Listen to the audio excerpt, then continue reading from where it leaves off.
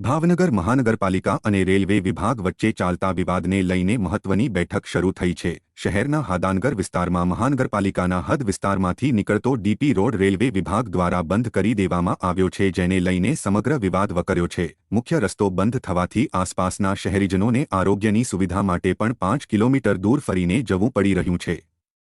આ વિવાદને લઈને ભાવનગર કલેક્ટરના અધ્યક્ષ સ્થાને મહાનગરપાલિકાની કચેરીમાં મહત્વની બેઠક શરૂ છે।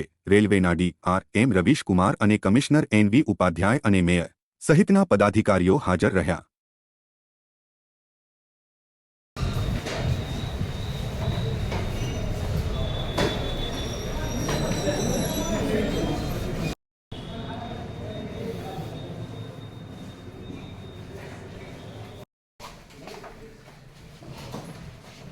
भारत का मोबाइल मेयर साहब है।